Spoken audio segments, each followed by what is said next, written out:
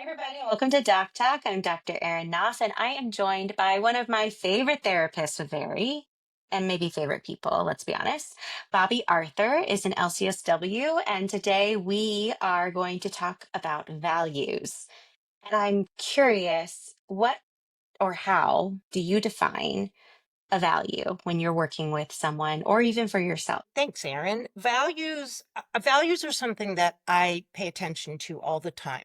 I don't necessarily think it's only a treatment support. It's a life support, if you will. But values are ongoing patterns of action that you want to be what you're about. So they help you make decisions. They help you understand complex situations. If you can go back and figure out in a certain situation, what are my values? They create a structure for you to begin to understand what matters and how you want to proceed with treatment or in life. I use it as a parent.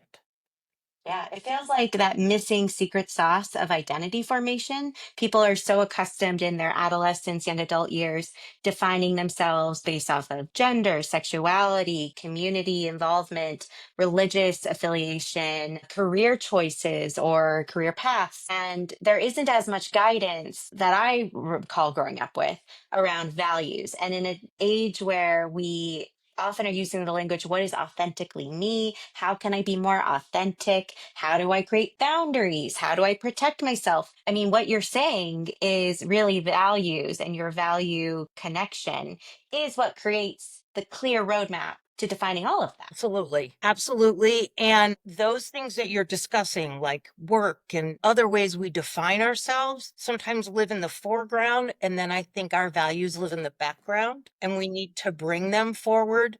Those are all important things. Those may be goals we have in our lives, but values are ongoing. We never reach a place where, okay, done with that value. It's complete. Check. They're ongoing. They may look different at different points in your life. You probably wouldn't lose anything that's a core value, but you might add values. For example, when you have children, you might add the value of parenting, which is something that you didn't have before, but now you do. So that's the distinction then. A goal is something you are seeking to attain or achieve, and it has kind of an end point. You either, get there or not cross the finish line, if you will. Although not all things in life are about crossing a finish line. So what you're saying is that a value is more of the guiding light line, ongoing companion in your journey of life, not a goal that you're setting. So if we decide that we're going to head west, we can head west indefinitely and just keep heading west. Versus if you and I here in Denver decide to go to San Francisco, that would be a goal, heading That makes west. sense. But we could continue heading west as part of our value. Sometimes people often feel like they are not doing a good job when they are not living through their values, let's say, if they maybe misunderstand the purpose of it, the intent of an application of it. So, can you comment a little bit about that check to make sure that someone has the language and emotional conception or conceptualization? Yes, this is not a new and different way to beat yourself up. Don't beat yourself up. Don't You're beat not beating yourself yourself up. up with your values. It's not up, it's about making them guide you. And we're always going to be more in tune with some than others at different points along the way. Um, and it becomes just another way to beat yourself up as opposed to a way to hold them lightly and say, these are the things that matter to me.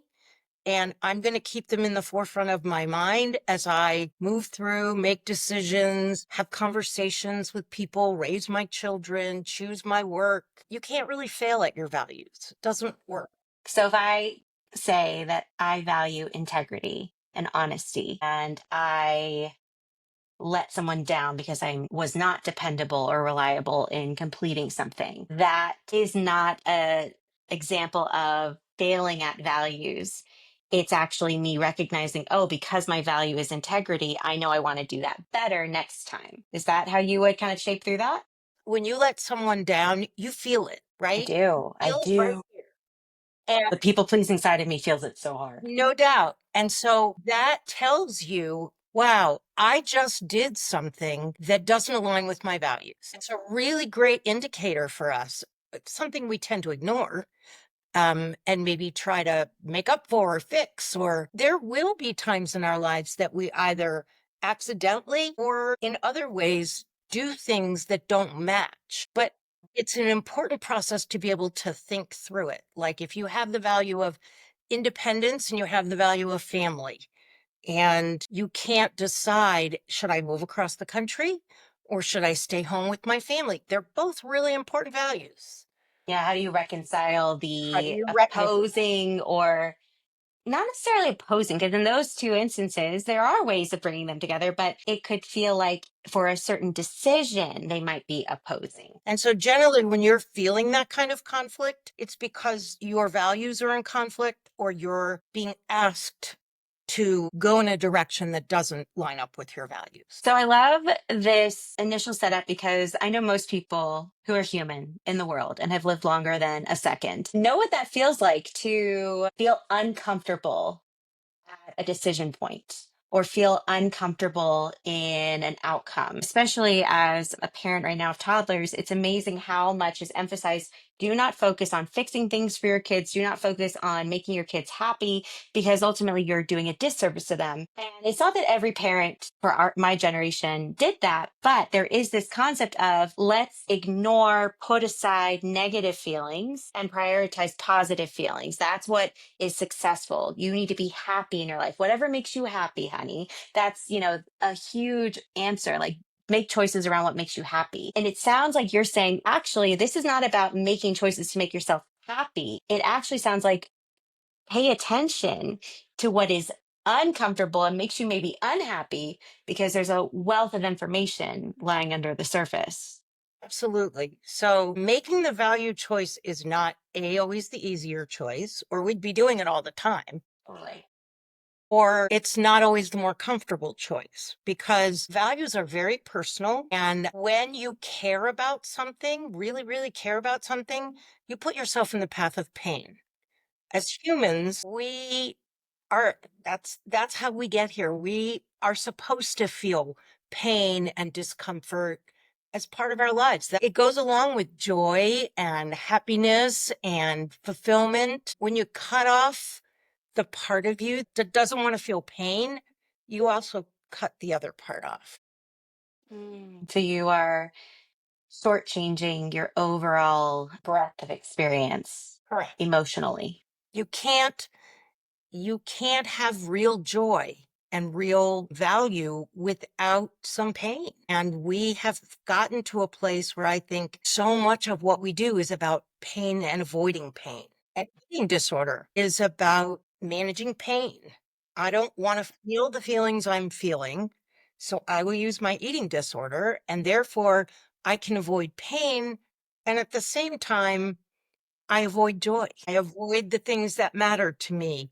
I make my world small. I mean, that makes so much sense. And maybe it's not just the avoidance of the intolerable feeling, but we often see these eating disorder origins start as a way of handling feeling out of control or feeling a lack of control when things are happening in the family. Maybe there's a divorce between parents or a move to a new school and everything feels out of your control. This feels like really what you're speaking to is there's pain in that feeling of not being empowered. It's actually not that you ever lost control, but there's this experience you're going through where you don't have the same power, but you want to create that power. And the eating disorder feels really right for that. Kind of moves you over to the next lane. So instead of being able to move toward whatever it is, feeling scary or overwhelming or exciting, you move over to the next lane and then you sort of take the less dangerous route, if you will. It feels less dangerous in the moment. But your nervous system tells you it is. Your nervous system says, these new scary things, these things I care about, way too likely that I'll get hurt or disappointed. I'm not going there. I'll just kind of level out the emotional landscape. It's so true because when I think about the cycle of eating disorder development from like a psychological perspective, which people with personality traits and characteristics are more likely to develop maladaptive coping strategies with food. Again, these are all fancy words for being like the group of eating disorders, it usually starts with there's distress, either increased anxiety or mood is poor. And what do most people hear? Try to make healthier choices, right? Like try to move more or eat cleaner. And so it's interesting that there is this overall cultural reaction. If your anxiety is high and your mood is poor, let's not look at why you're feeling that way. Let's just look at what you can do about it. There is so much more of a reactionary drive Yeah. to these feelings. And you're right, that's when then you create these new responses versus saying, well, why did I get here? Oh, it's because I just started college, or I just started a new job, or I moved, or my mother died. There are real life milestone moments that can really rock us as people and make us feel more anxious and more depressed. No doubt. And one of the things you notice, like especially in younger people with eating disorders, is they show up at times of greater complexity in life. So, oh, just went from middle school to high school to college, just, got out in the world and now I have to adult. What you don't have resourced is, what are my values and how do I want to chart my course? So the eating disorder steps in and says, not to worry, I got you. Yeah, because without values, without that compass, how can you feel resilient and capable of persevering through a transition or something unknown and unscary? Your brain doesn't like anything new. Even if you are an adrenaline junkie, there's still a level of that's your brain responding to something new and feeling uncomfortable with it. So it's releasing a bunch of adrenaline or epinephrine. And it's so amazing talking with patients and realizing that's your brain trying to make you not do something helpful for you because it's just new. That's all. How do we reel it in? Repeated fear response. Yes, If, yes. if you stand on the diving board, the high dive, long enough, it's way further down. All of a sudden, it's a much bigger task than if you just lean into it and go. If it isn't obvious already, values are an essential part of eating disorder recovery. And I'm wondering if you can define that more completely. When I work with people, I will often hear them say things like, well, who am I if I'm not my eating disorder? My eating disorder makes me feel special. My eating disorder makes me feel valued. My eating disorder makes me feel strong and like I'm in control. And they also can speak to the fact that I don't know if that's actually true, but it sure makes me feel that way. There's often this feeling like, if not this, then what? And so values are a way to kind of create structure for yourself. And at any point along the way, create structure for yourself that helps you with your compass. So if I'm not all about my eating disorder, if that's not my self-definition, then maybe my values of compassion and connection, and I can lean into those, and that can help me create structure. If you have a value of authenticity, it leads you toward something that feels more right to you and away from something that feels more wrong or inauthentic to you. So, in the absence of having values formed or identified, that's what I want to say, the eating disorder is always appealing because it creates a structure. But what's interesting too is eating disorders block the formation or connection with values while it's still a structure. So, it isn't necessarily this concept of, well, let's just replace one thing with another, like we would with behavior swapping. Let's take one bad behavior and replace it with something else. If you find yourself fidgeting too much or skin picking, you can use these things to occupy your hands. It's not necessarily a one to one. You must deconstruct because if you can't deconstruct, you cannot build a values based foundation. Yes, I think you have to think about sort of doing them at the same time. I think it's scary to people to think about, well, I'm just going to take this one down, Demo then day. put that up. But I think it's a process you go through together. What is something in your life that's more important to you than being thin and fit and attractive? And what is something in your life that can top it on the ladder? Oh, I'm maybe. curious because you nailed it. So many people say, but this is what I value. I value being thinner. I feel more confident. I feel happier when I'm thinner. So, what do you say to a client who says, thinness is my value? Thinness isn't actually a value because I Mic think drop. I think we all have this notion of what thinness is going to bring us.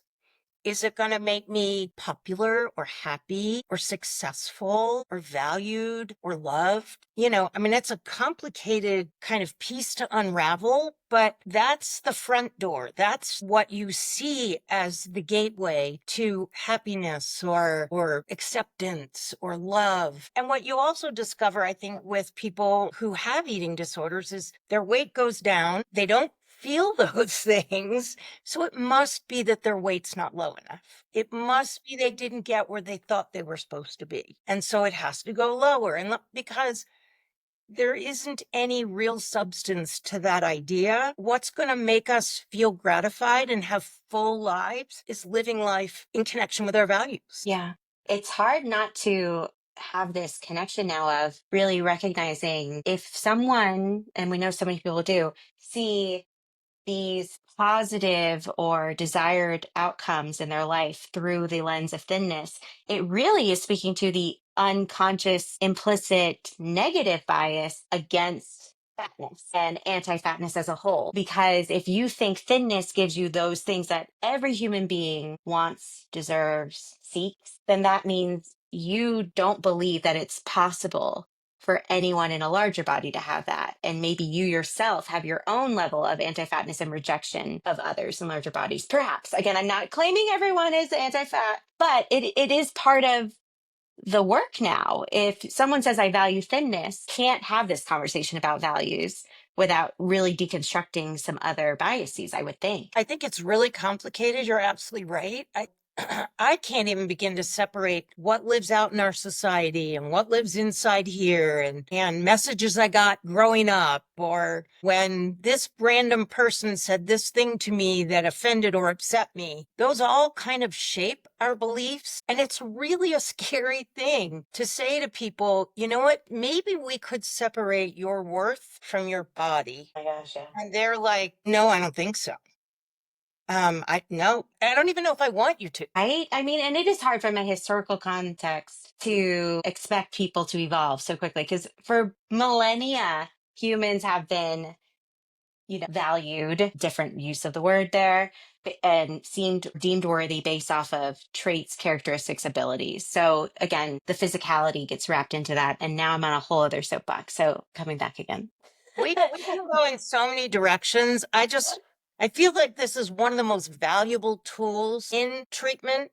And when it feels like someone is kind of doing this, it's like coming back to basics. Okay, It's so coming back to core. That makes sense. So to come back to it, if you know someone has never heard of a value sort before, they thought thinness was a value. Now you've schooled them that it's not. How do you help them understand and better understand the definition of a value and then identify their own values, determining what they want to guide their life with? Well, I think some people come with a pretty clear idea. They've just never put it on paper or verbalized it or formalized it. But as they speak, you know a lot about what they value. They'll tell you. If you're not as clear, I think if you look at where in your life you feel pain, let's say you have a strained relationship with a sibling or a family member, or stress at work, that's probably a value. It probably means that that is important to you. It's not connecting the way you want it to. And that needs your attention. The value would be family or connections. But what if, devil's advocate position, what if someone's like, it's not my fault. It's because, my sister's an asshole. I don't know. What do you say then? That may be. So whatever your family looks like, maybe it's not your biological sister that we choose in this, but if you have the value of family, when I do values work with people, the first thing I ask them to do is define the value that they've chosen. So if you choose value of family, your family looks different from mine. Right? You're in a different space. You've had different experiences. So I want to know what your value of family is as opposed to mine. Probably really similar. And then there are places where they're really different. And I guess I'm also curious about the example you gave about if someone says, well, I have a strained relationship with a sibling, and that under that pain is the value. So I'm more curious because I love my sister. If you're listening, I love you. Um, I'm curious how you walk someone through that. epiphany. Yeah, well, I think, it doesn't necessarily mean that we resolve. It means that we connect to the values that are important. For example, someone who actually has a sibling with very different values and who lives a very different life doesn't have to mean that you don't find common ground. But I think first you have to be comfortable with the fact that this is something I value and you don't, and this is something you value and I don't. Either of you are good or bad. Neither one of you are good or bad. You are different. And so, is it a Venn diagram? Yeah. Where what's the place you can find? Which side do you want to focus on? The side where your values conflict, or the places where your values are more in line and connected with one another? That doesn't mean that you have to go home and, go to your sibling and argue politics or whatever it may be. It's finding the places where your values align and accepting the fact that you do have some different values. And that doesn't have to mean relationship severed. It means you choose how you go from there. If someone again is completely ignorant, or at least they're in an undiscovered state with their values, and you ask them to lean into places that feel painful or situations that feel painful to see what's underneath that, what are other ways you kind of pull that out of them? The values itself, you mean? Yeah. So one of the exercises I've done before, which is kind of interesting, is you have someone think about, so it's your 85th birthday and you're observing your own 85th birthday party. What are the things you want to hear people say when they stand up and talk about you? Do you want to hear them say, she was a kind, compassionate, wise, she always cared about how people felt seen? Or do you want someone to stand up at 85 and say, they were the thinnest person I knew? I think it's really important to be able to use that exercise, which is kind of a funky exercise, but I like it better than the funeral exercise, by the way. It's not as morbid. I mean, I I have never like that one either. no, it's like I don't. That's a lot of emotion to think about in this exercise. But 85th birthday, yeah, 85th birthday, I can get down. Honestly, that will be a hoot. If you live your life in line with things that matter to you, and that is your guidepost, what's that going to look like down the road? And what are people gonna speak to, not necessarily because you're worried about what people think of you, but because you're living in a way that's in line with what you believe about yourself. You exude a way of being, an energy, a quality that through your actions and through who you are as a person, not what you look like, what you accomplished, etc. My favorite thing that I just had to share as a clinician is actually using a values deck. And this one specifically is with Feelings Found. I have their old one from when they were called Recovery Box. But what's cool is it's very clearly about different domains. So there's personal, intimate components, there's community components and relational components, success even. Maybe you do value success, but I usually go through from the very beginning, okay, tell me what's high priority, middle priority, not a priority. And so I first go through the whole deck, dividing it up, and then we look at the high priority pile only next to, again, if you had to simplify this down to 10, what would those 10 be? I always hold on to what were the middle ones too, because there's more information. Same, knowing that a lot of times people will pick multiple values. And if you actually stop and think about it, like, again, that's about the definition. What does it mean to you to be compassionate or kind or loving? And how are they different?